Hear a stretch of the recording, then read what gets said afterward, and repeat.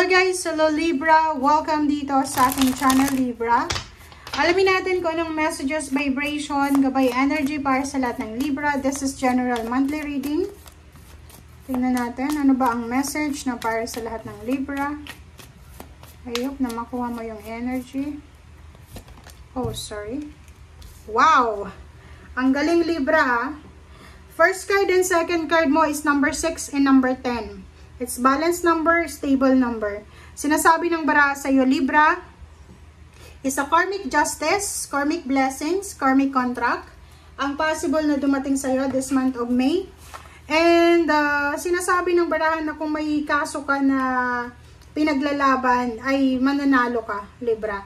And at the same time, isang napakagandang biyaya ang darating sa iyo, Libra, na pwedeng magdala sa iyo ng victory and success. So, for the month of May, pwedeng tumatakbo ka na kandidato, pwedeng manalo ka, or posibleng this month of May, marirealize mo na you are successful, you won, diba? Panalo ka sa kung ano man na laban na nilalaban mo.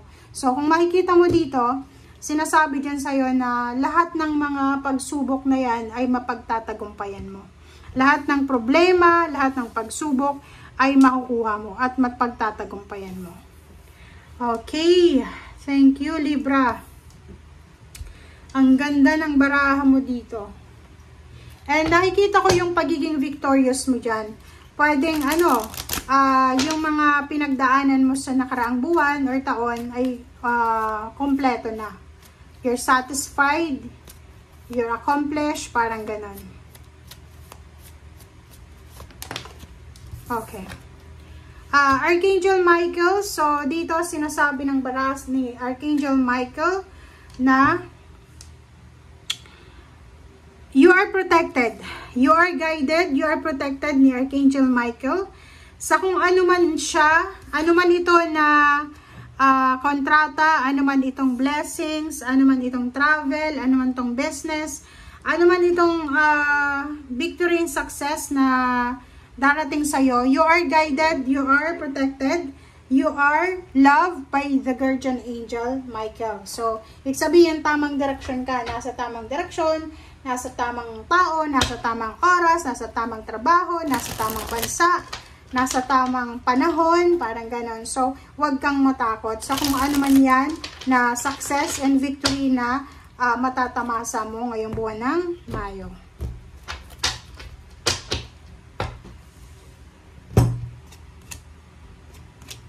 Okay, first two cards natin is 8 of Pentacles and 2 of Cups.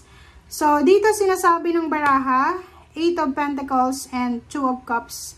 Ang barahan to, nagsasabi sa'yo na posibleng may trabaho ka na sisimulan.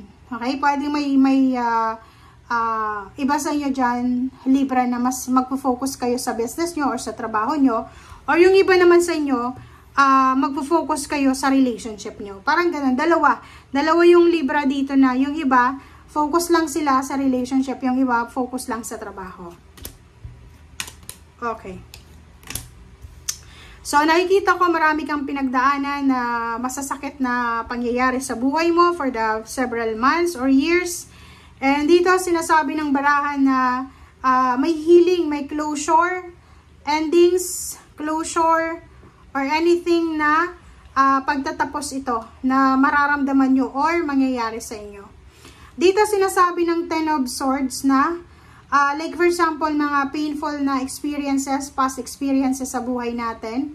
Sinasabi ng baraha for the month of May, yung mga painful na issue na yan sa buhay mo, heartaches, ay posibleng mapapalitan niya ng freedom, healing, and celebration.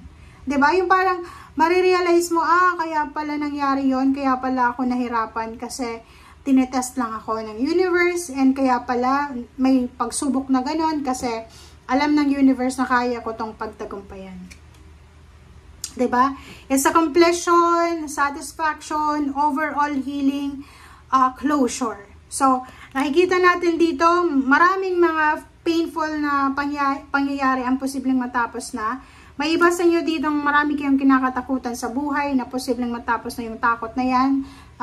Parang sinasabi ng barahan na Oras na para i-let go mo yung mga takot na yan, mga fear and regrets na yan, kasi hindi na yan makakabuti para sa'yo. Okay, it's time to end negativity. Okay, and start new beginning siya. So, sinasabi ng baraha sa'yo na oras na para kalimutan ang nakaraan. Simulan na natin na i-welcome yung kasalukuyan, yung new beginnings, yung future. Doon tayo masyado or mismong mag-focus. Okay, kailangan mo ng desisyon this month, but make sure na yung desisyon na gagawin mo ay walang sino man ang kumbaga nagiging impluwensya. Ibig sabihin, para sa buwan ng Mayo, pwedeng sa eleksyon to.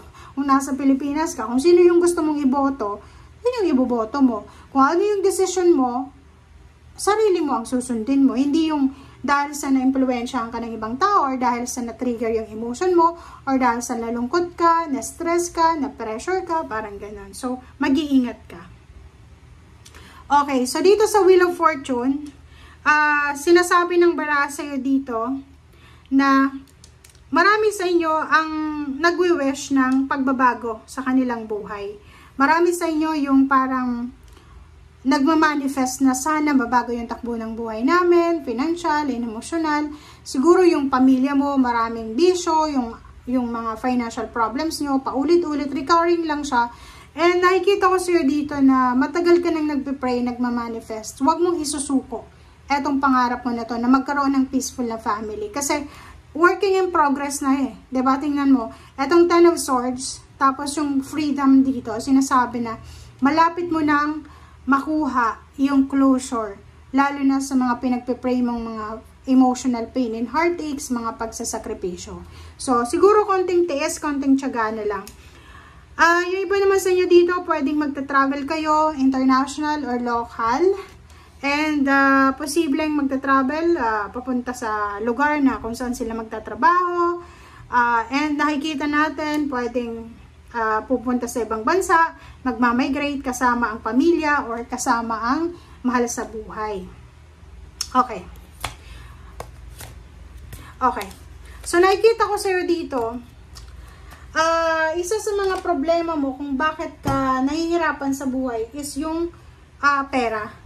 So, sinasabi ng baraha mo sa'yo na for the month of May, marami kang marirealize na marami palang paraan para kumita ng pera.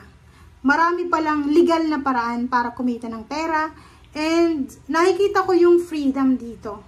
Makakaramdam ka ng sobrang freedom eh. Kasi yung realization mo dito is parang may isip mo na hindi pa huli ang lahat. Kahit ilang taon ka na ngayon, kahit nasaan kang estado ng buhay mo, kung talagang gusto mong umasenso, aasenso ka.